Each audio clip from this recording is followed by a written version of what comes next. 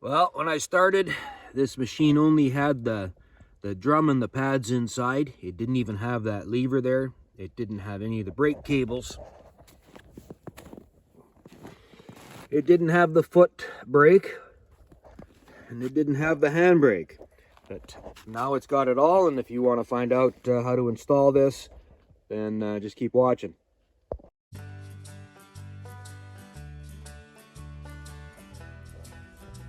Making progress on this old 1994 Bayou 400. I think the next thing I got to do is put the brakes on. So I'm going to get some sandpaper and some grease, because these mechanical brake pedals can seize up on them, so might as well do that. And go see what I got in the...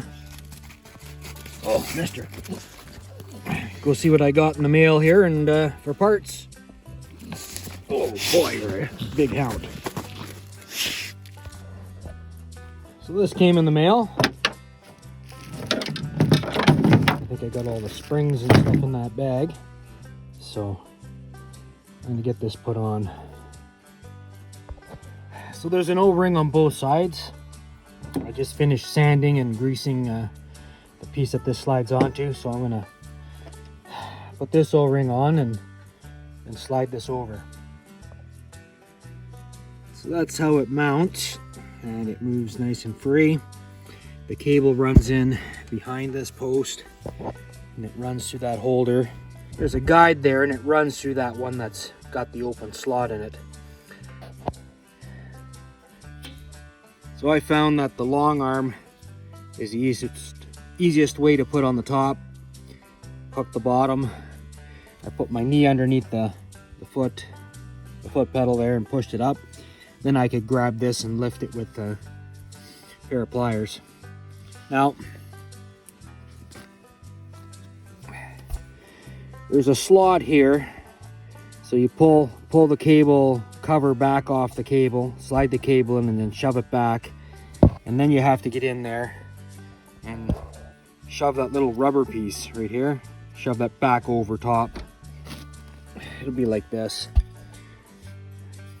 You can see I got to shove it back over top, and that'll seal your cable, and it will also hold it in place. Now I don't have a handbrake on this one, so I'm going to go grab a handbrake off of a old 300 parts machine, which should be the same. And then after that, I need to put the piece on here that everything attaches to, and I have that sitting on my tailgate as well.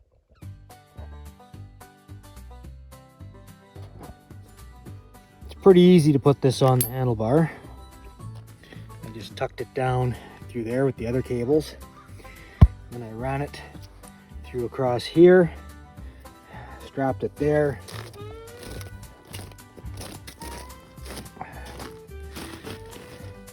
I strap it there, and I strap it there, trying to keep it away from the exhaust. And then I tucked it under here. You could probably go over if you wanted to zip tie it again. And I have it all in place. Now I just have to scrounge around and find a handle. So you slide that barrel in there, and then it goes into that slot, and then you just roll it over and tuck it into the slot here and put the bolt in. So this is all put together. Now I have to put the lever on there, and then I'll find out if that shaft is seized or not. Sometimes they get rusty and get some mud and stuff inside them, and they don't want to turn. I'm hoping not, and I also don't know if the brake shoes are good. So I'm going to put the lever on and see if it moves, and if it moves, then I'll work on hooking up the rest of the brakes on the back here. I'm going to have to find some of this for the top, but I think I have some.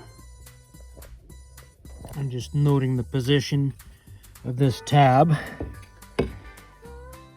and the spring tucks in that hole there. It's time to inspect those brakes, I guess. So I'm ready to jack it up. I'm gonna get the tire loosened off and then get it in the air and then get in there.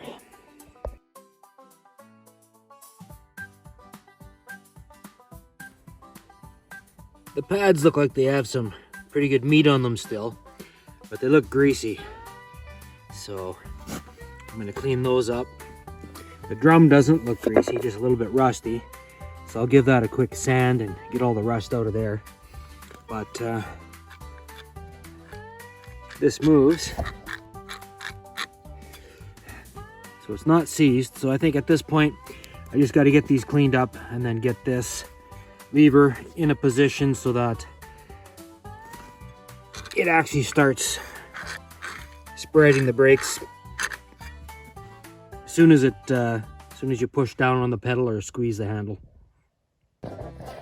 If you were going to change your pads, you'd have to get these little retaining clips out, pop the washers off, then you'd have to spread this so you can get it over this washer and then slide the whole thing back at the same time.